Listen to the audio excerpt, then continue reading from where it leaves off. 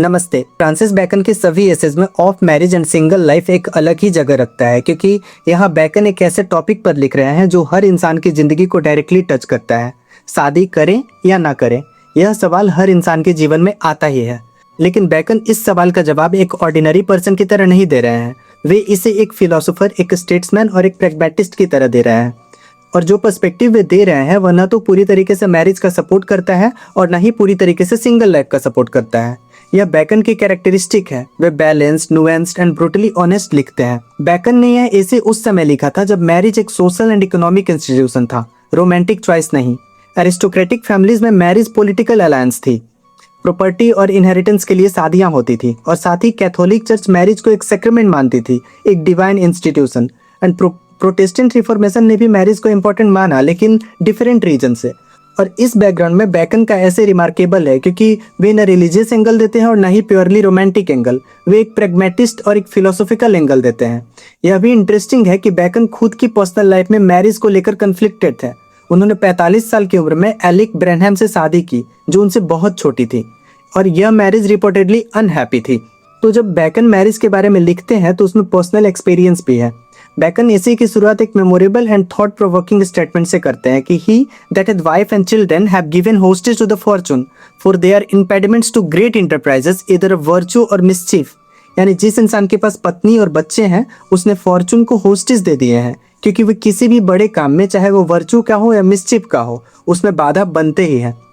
यानी जिस इंसान के पास पत्नी और बच्चे हैं उसने फॉर्चून को होस्टेज दे दिए हैं, क्योंकि जब भी वो कोई बड़ा काम करेगा तो उसमें वो लोग बाधा बनेंगे। जब आपके पास वाइफ और बच्चे हैं तो फॉर्चून में आपको बाधा मिलेगा ही, आप पूरी तरीके से फ्री नहीं होंगे। होस्टेज टू फॉर्चून, यह मेटाफोर बहुत पावरफुल है। जब आपके पास वाइफ और बच्चे हैं तो आप पूरी तरह से फ्री नहीं हैं, आपकी चॉइसेस लिमिटेड हो गई हैं। Impediments to great enterprises, marriage और चिल्ड्रन आपको बड़े काम करने से रोकते हैं। यह ऑब्जर्वेशन नेचुरल है। बैकन यह नहीं कह रहे हैं कि यह अच्छा है या बुरा है, वे सिंपली एक रियलिटी पॉइंट कर रहे हैं। बैकन अपने आर्गुमेंट को हिस्टोरिकली एविडेंस से सपोर्ट करते हैं। वे ऑब्जर्व करते हैं निश्चित रूप से बड़े काम जो पब्लिक के लिए सबसे ज्यादा मीनिंगफुल रहे हैं वे अनमैरिड लोगों ने ही किया है। यह एक बोल्ड क्लेम है, लेकिन बैकन इसे हिस्टोरिकली पैटर्न के रूप में ऑब्जर्व करते हैं। उनका लॉजिक यह है कि जिन लोगों के पास वाइफ और चिल्ड्रन नहीं है, उनकी एनर्जी, उनका टाइम, उनके रिसोर्सेज सब किसी एक लार्जर पर्पस को जाता है। वे अपनी लेगेसी को अपने काम के थ्रू छोड़ सकते हैं, अपने बायोलॉजिकल चिल्ड्रन के थ्रू नहीं। बैकन कहते हैं कि ऐसे लोगों ने ह्यूमैनिटी को अपनी फैमिली माना, ऐसे लोग फादर्स ऑफ द नेशन बने। यह ऑब्जर्वेशन इंटरेस्टिंग है। ग्रेट फिलोसोफर सोक्रेट्स को छोड़कर बहुत सारे ग्रेट आर्टिस्ट, साइंटिस्ट, थिंकर्स, ये सब अनमैरिड थे। लेकिन यह ऑब्जर्वेशन इनकम्प्लीट भी है, क्योंकि बहुत सारे मैरिड लोगों ने भी महान काम किया। बैकन यहाँ समवॉट सेलेक्टिव है। बैकन वन साइडेड नहीं है। वे मैरिज के कुछ बेनिफिट्स भी बताते हैं। पहला बेनिफिट, बैकन कहते हैं कि वाइफ और चिल्ड्रन एक मैन को डिसिप्लिन करते हैं। जब आपके पास फैमिली है तो आप सेल्फ इंडल्जेंस में नहीं डूब सकते, आपको रिस्पॉन्सिबल होना पड़ता है, आपको एक फिक्स्ड और स्टेबल लाइफ जीनी पड़ती है। यह एक प्रैग्मेटिक बेनिफिट है। बैकन यह नहीं कह रहे हैं कि शादी रोमांटिकली फुलफिलिंग है, वे कह रहे हैं कि यह प्रैक्टिकली यूजफुल भी है। दूसरा benefit, wives are young men's mistresses, companions for middle age and old men's nurses. वे कह रहे हैं कि वाइफ यूथ एज में आपकी मिस्ट्रेस है, मिडिल एज में कंपेनियन है और ओल्ड एज में आपकी नर्स है। यह ऑब्जर्वेशन रिमार्केबली मॉडर्न साइकोलॉजी से अलाइन करती है। तीसरा बेनिफिट, बैकन ऑब्जर्व करते हैं कि मैरिड मैन को सोसाइटी में ज्यादा ट्रस्ट मिलता है। एक मैरिड मैन को स्टेक इन सोसाइटी वाला माना जाता है। वह रन अवे नहीं करेगा, वह इरिस्पॉन्सिबल नहीं होगा। यह एक सोशल रियलिटी थी बैकन के टाइम में, और आज भी कुछ हद तक ये सच है। फिर बैकन सिंगल लाइफ के बेनिफिट बताते हैं। यहाँ बैकन अपना रियल इंटेलेक्चुअल प्रेफरेंस रिवील करते हैं। वे कहते हैं कि सिंगल लाइफ में एक फ्रीडम है जो कि मैरिड लाइफ में नहीं है, freedom of action. Single man जो चाहे वो कर सकता है, वह रिस्क ले सकता है, वो बड़े बड़े एडवेंचर्स पे जा सकता है, वो अपनी पूरी एनर्जी एक वजह को दे सकता है। फ्रीडम ऑफ माइंड, जब आपके ऊपर फैमिली की रिस्पॉन्सिबिलिटी नहीं होती तो आपका माइंड क्लियरर होता है, आप मोर ऑब्जेक्टिवली सोच सकते हैं। Freedom of purpose, single man अपनी लेगेसी को अपने काम के थ्रू क्रिएट करता है, मैरिड मैन अपनी लेगेसी को प्राइमरीली अपने चिल्ड्रन के थ्रू क्रिएट करता है।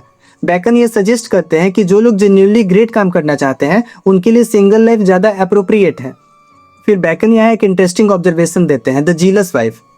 वे कहते हैं कि जो लोग बहुत एम्बिशियस हैं, बहुत हार्ड वर्किंग हैं, उनके लिए एक्चुअली एक जीलस वाइफ बेनिफिशियल हो सकती है, क्योंकि जीलस वाइफ का कॉन्स्टेंट सर्विलेंस एंड प्रेशर उन्हें घर से बाहर रखता है और वे काम पर ज़्यादा ध्यान दे पाते हैं। यह sarcastically witty ऑब्जर्वेशन है। बैकन यह ह्यूमर यूज करते हैं, लेकिन इसमें एक ट्रूथ भी है। ह्यूमन बिहेवियर ऑफन मोटिवेटेड होता है बाय अवॉइडेंस। हम उन चीजों से भागते हैं जो अनकंफर्टेबल होती है। फिर बैकन एक डिफरेंस क्रिएट करते हैं, the difference between loving wife and simply having a wife. Bacon एक सटल लेकिन इंपॉर्टेंट डिस्टिंक्शन देते हैं। वे कहते हैं कि एक पत्नी का होना और एक पत्नी से सच में प्यार करना, ये दो अलग चीजें हैं।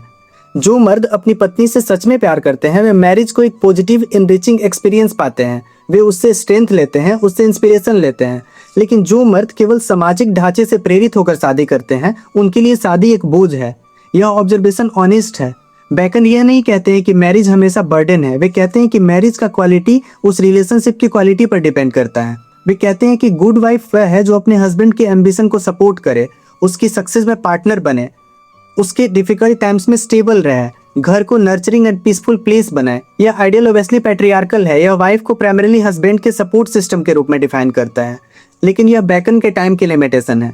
लेकिन इंटरेस्टिंग यह है कि बैकन यह भी कहते हैं कि ऐसी वाइफ मिलना रेयर है और जिन्हें ऐसी वाइफ मिली वे बहुत लकी हैं। मैरिज रिस्पॉन्सिबिलिटी लाती है और रिस्पॉन्सिबिलिटी फ्रीडम को लिमिट करती है। बैकन यह मोरल जजमेंट नहीं देते कि कौन सा बेटर है, वे सिंपली यह एस्टैब्लिश करते हैं कि दोनों के अलग अलग बेनिफिट्स हैं। बैकन के लिए public life, great works, political services, intellectual achievement सबसे ज्यादा इंपॉर्टेंट है।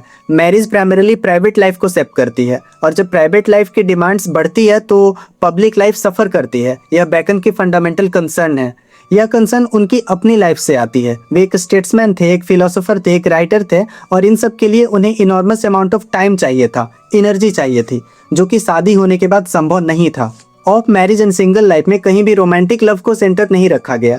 यह ऑफ लव से डायरेक्टली कंट्रास्ट करता है।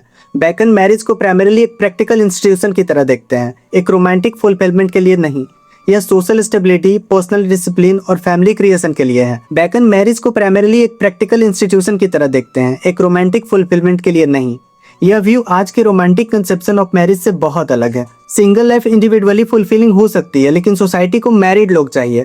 फैमिली सोसाइटी की बेसिक यूनिट है। बैकन इस टेंशन को एक्नॉलेज करते हैं और कहते हैं कि इंडिविजुअल की फ्रीडम और सोशल नीड्स के बीच एक इनहेरेंट टेंशन है।